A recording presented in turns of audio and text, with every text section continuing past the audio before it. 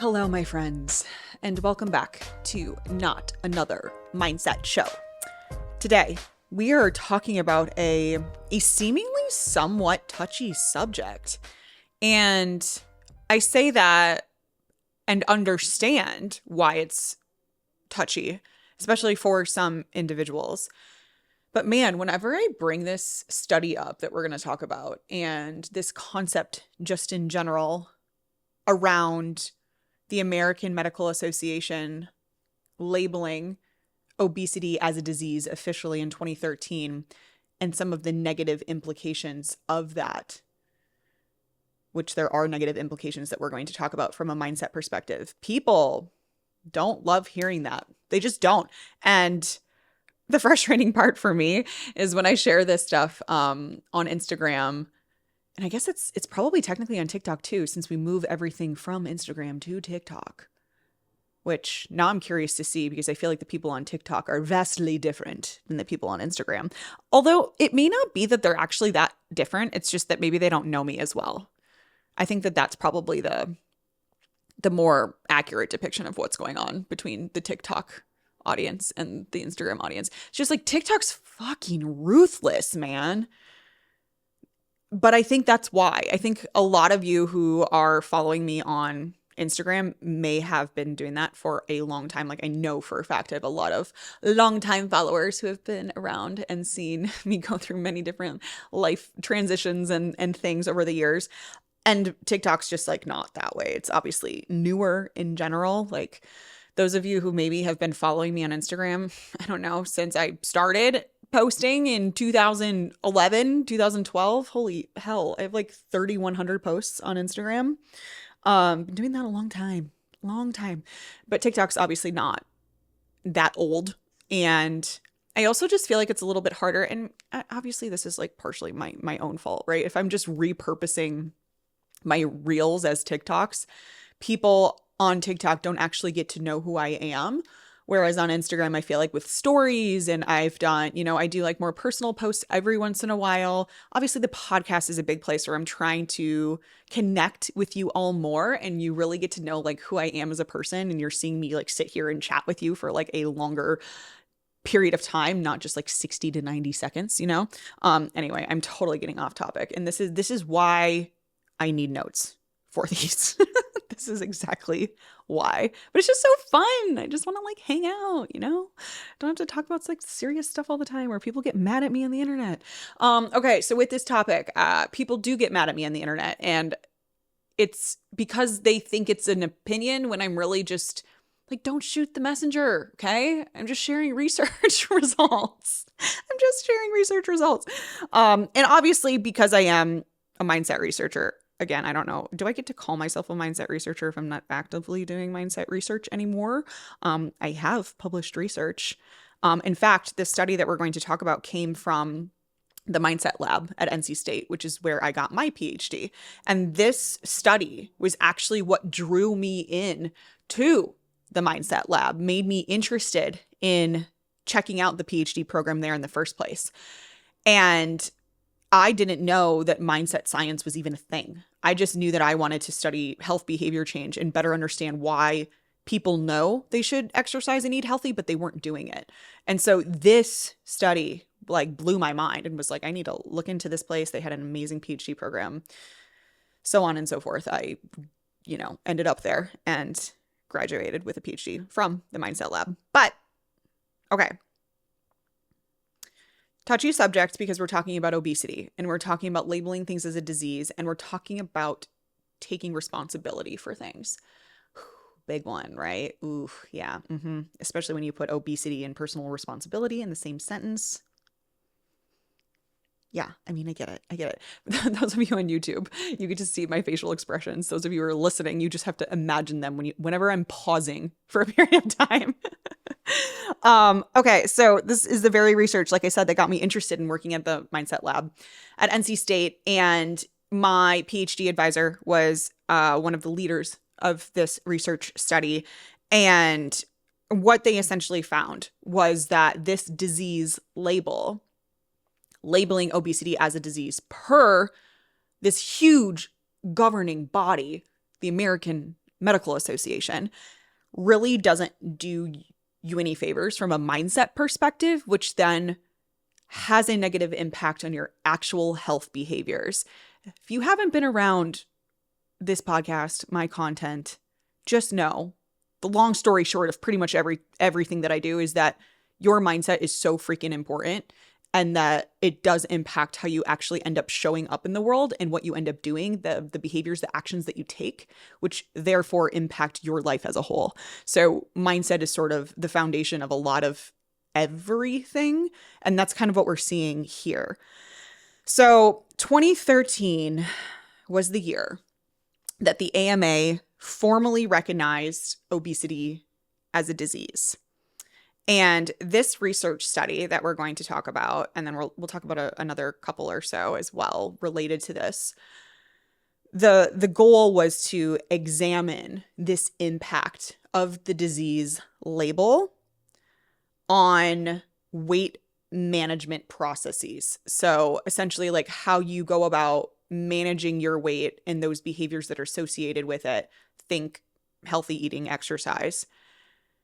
When we decide obesity is a disease and we're telling people that, and that's how we're quote unquote treating it, right? What does that mean for these weight management practices, we'll say? There's pros and cons to labeling obesity as a disease. First and foremost, once something is a disease and it's labeled as such, it's way easier to get funding for research. So this is where people get mad at me on the internet because they think that I'm sitting here saying we should not have labeled obesity as a disease. That was the wrong thing to do. And that's not what I'm saying. I'm literally, again, don't shoot the messenger. I'm just sharing things. And we also know that once something is a disease, there's different codes for insurance. So you could get insurance coverage if you are battling things related to obesity because it is now classified as a disease. It reduces blame in a way because now it becomes, okay, this is a disease that you have, it's sort of like a malfunctioning of your body, and it can feel like there's an offset of responsibility on the person who now has obesity, right? So that can feel better, that it kind of feels like, okay, a weight is lifted. Oh my God, no pun intended. For that person. And according to this research study that was examining people's belief systems, their mindsets, once there was this classification of obesity as a disease, also recognized that this can help increase body satisfaction through that reduced blame that I was just talking about. So really interesting that we're seeing, okay, reduced blame, increased body satisfaction, like those are really good things. And that happens because you're just overall reducing concerns about weight and removing some of the responsibility from that person. So that all sounds really good, right? Like just think of like how different the diet industry would be if there was less concern about weight in general, like, whoa, right? And more body satisfaction in general, like, holy shit, like good things, right? So these are good things that this research study was able to find. However, when we reduce concerns about weight and we reduce the personal responsibility potentially placed on the person who has obesity, and now they're in this place of like, okay, this isn't fully my responsibility. My body is malfunctioning in some sort of way. I have this disease, this illness.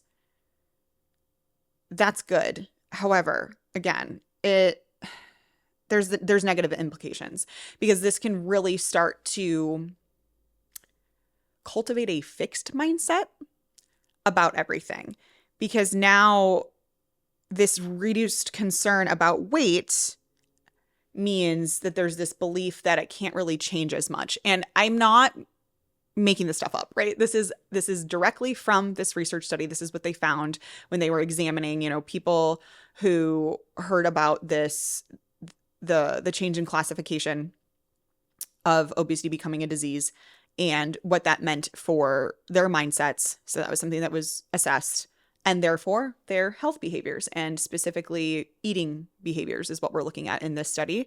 So these reduced concerns about weight and beliefs that it can't change very much predicted ultimately higher calorie food choices. And the super unfortunate part is that this effect was highest amongst those who had higher BMIs. So really, truly, the people who this disease classification was meant to help the most are the ones who are most affected negatively as well. So what do we do with this? Like, what does this all mean? And I think something that to really, really take away is that words matter. It's not just semantics, my friends. When we say something is an illness, when something is a disease, that really changes the perception that people have of that thing. That rather than seeing it as maybe lifestyle factors more than anything, right? And people feeling responsible and in control of obesity, of weight management in general, that now if we're saying it's a disease, your body is malfunctioning in some way, it's something that's happening to you rather than something that you're doing to yourself, that can then lead to essentially throwing your hands up in the air and going, well, then it's not my problem, right? It's not something that I really have control over. It's not something that I can change very much. So why try? Which, like, I wouldn't blame anyone, right? Like, if a disease is simply something you have and something you have to deal with, it's just sort of like an unlucky draw, right? And that perspective is going to reduce your perceived levels of control and responsibility, which again is great if we're trying to reduce stigma, reduce blame, reduce shame. Really good. And we see that in this research. But it's not so great if we want people to actually take action. Because if you don't think that you have control over something, you don't have the ability to change something, it's just the cards that you were dealt, why would you ever try to change it? Like, that would be a fruitless endeavor, right? If you knew for sure that something was not possible for you, would you put in time and effort to try to achieve that thing? No, of course not. Like, that would be silly. So that's what we're up against here. And that's what we're seeing in this research. If obesity is a disease, meaning that it's not very changeable, why even try to be consistent with health behaviors if it's not going to change anything? That's what we are seeing in this research. And this is where people get mad at me because it can come off as me saying we should not have classified as a disease, or that I am ignoring the fact that this is increasing body satisfaction, reducing blame, reducing stigma, reducing shame. Like, no, those are good things. But now the question becomes, how do we keep those good things while also empowering people to eat healthy and exercise and keep doing all of the things that ultimately will help them from a health perspective, right? And, you know, this is my truly biased opinion and just my belief system, not related to the research. I mean, it's related to the research insofar as that I'm talking about the same thing in this moment, but I'm not speaking to research results when I say I've been a health and fitness coach for almost a decade. I actually had a crazy realization yesterday that I started my PhD program almost a decade ago. So anytime I say I'm like, oh yeah, I've been health and fitness coaching for almost a decade, it's like, wow, that means I started my PhD program, because it was the same timeline. Anyway, wild, time flies. My experience being a coach, like, I have seen countless times. So this is anecdotal evidence of people losing weight and keeping it off for long periods of time. I mean, I have clients. I have a client, a health and fitness coaching client, Richard, if you're listening to me. We've been working together, I think, for like 7 or 8 years. I think seven. 8 would be crazy. I've had clients previously that I recently offboarded that were working with me for 5 to 6 years. And these are instances of losing weight, building muscle, and maintaining an entirely new physique for years on end. It's hard to do that in research capacities because who's going to go follow someone for a freaking decade, right? It happens, but it's harder and it requires more funding. And anyway, I digress. So I also know it's possible. So, the diets don't work messages, anything that's related to weight loss, body recomposition, health behaviors, assuming that those things are not very changeable, especially for the long term, is only making it so. It's making people believe that that's not the case, and therefore they won't do the things in order to make it be the case. And that is the issue at hand. It's not that it can't happen. It's that we're believing that it can't happen, and therefore we won't work towards it. So anyway, that is my large soapbox for that conversation. But I wanted to touch on, I actually found this study, it's more recent, from 2021, that kind of adds to this conversation in general about how your mindset impacts your health behaviors. So I thought it was kind of interesting to share. So it was a two-parter, two studies within one paper. And in the first study, they were looking at healthy adolescents and reviewing their mindset about health. And looking at their mindsets related to health is like, is it something that you can change? Can you change your health? Basically is what they're assessing, right? And then they would also read these fictional studies about people who are I was going to say are ill.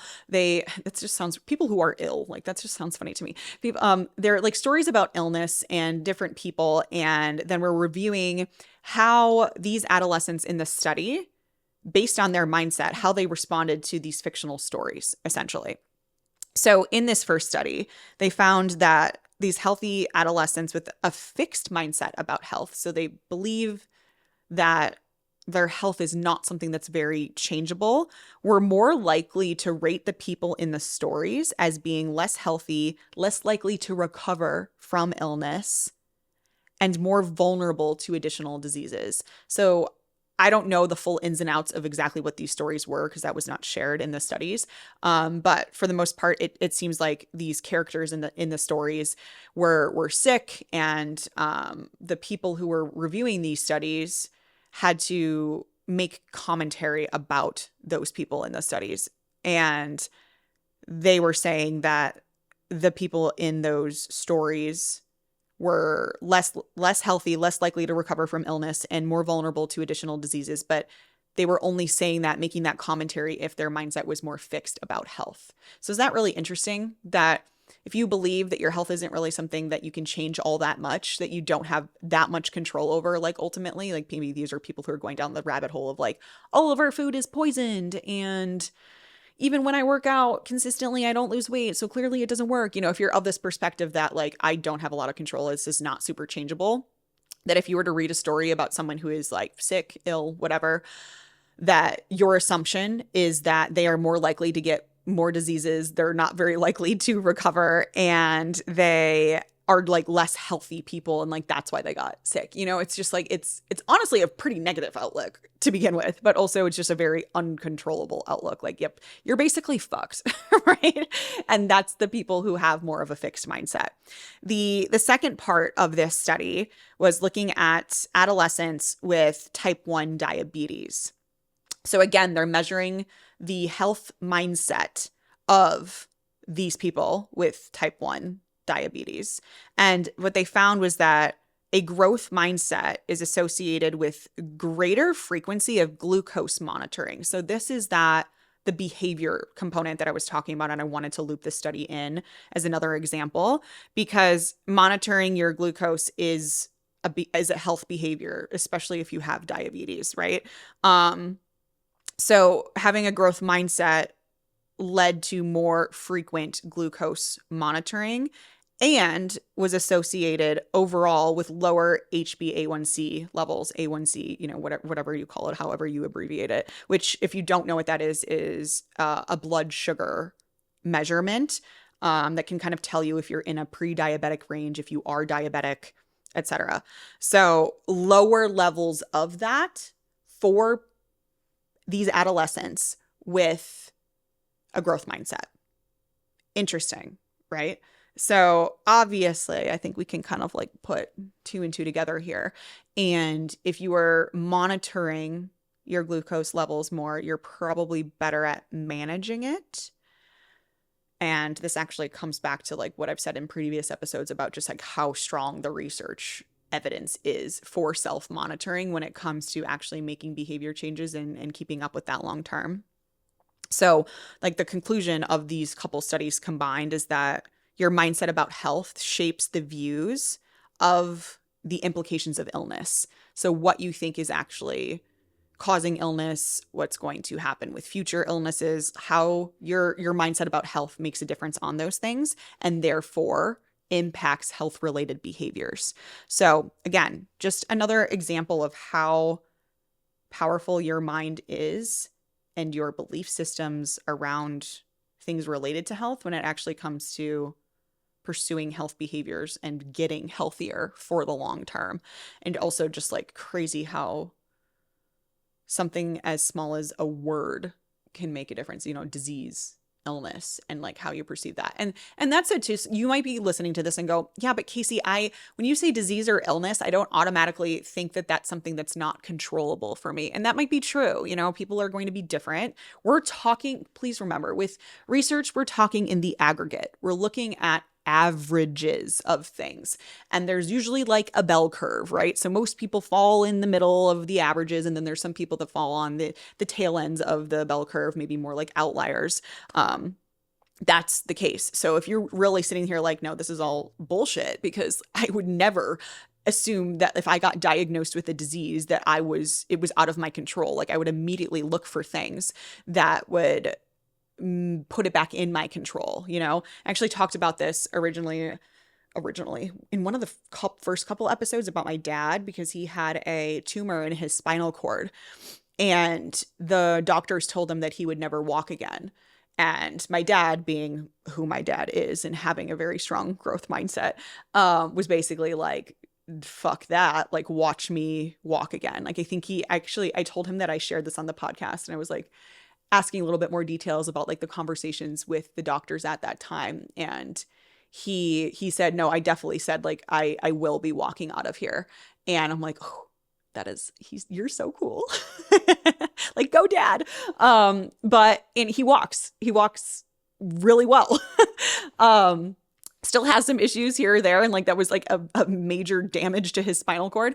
But he didn't take that information as like, okay, well, why even try then? If this doctor in a white coat at the Mayo Clinic, one of the best surgeons in the world, right, is telling me that I'm probably not going to walk again.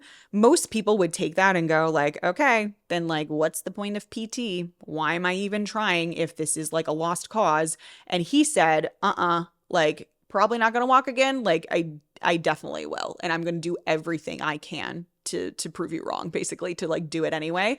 And he was successful in doing so. And just like think so many people who are of the opposite belief and just like, okay, if I was told that my chances are slim, or that I have this disease now, or this is out of my control, then like I'm not going to put the effort in.